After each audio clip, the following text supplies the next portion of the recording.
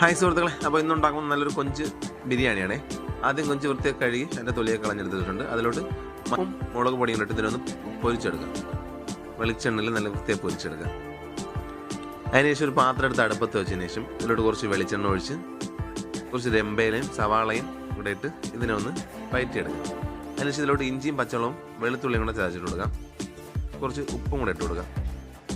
അതിനുശേഷം ഇനി ഇതിലോട്ട് മസാല ഇടാം. മഞ്ഞൾപ്പൊടി, മുളക് പൊടി, പെരിഞ്ജീരകം, ഗരം മസാല. അത് കഴിഞ്ഞ് കുറച്ച് വെള്ളം കൂടെ ഒഴിച്ച് ഇതിനൊന്ന് തിളച്ചതിന് ശേഷം ഇതിലോട്ട് പൊരിച്ച് വെച്ചിരിക്കുന്ന കൊഞ്ചിട്ട് കൊടുക്കാം. മസാല റെഡി ആയിട്ടുണ്ട്. ഇനി ഇതിലോട്ട് ചോറിടാം. 2 ലെയർ മസാല ഇട്ട് അതിന് മുകളിൽ നെയ്യ് ഒഴിച്ച് വറുത്ത് വെച്ചിരിക്കുന്ന ഉള്ളി, അണ്ടിപ്പരിപ്പും മുന്തിരിയും കൂടി ഇട്ട് ദം ചെയ്യാം. അതിനുശേഷം ദമ്മ് പൊട്ടിച്ച് ചോറ് കോരാം. പിന്നെ പറയണ്ടല്ലോ, എടുത്തതും കഴിക്കണം. അപ്പോൾ നമ്മുടെ ഈ ചാനലൊന്ന് സബ്സ്ക്രൈബ് ചെയ്യാൻ മറക്കരുതേ. അതുപോലെ കമൻറ്റും ലൈക്കും എല്ലാം ചെയ്യുക. അപ്പോൾ അടുത്തൊരു വീഡിയോ വീണ്ടും കാണാം.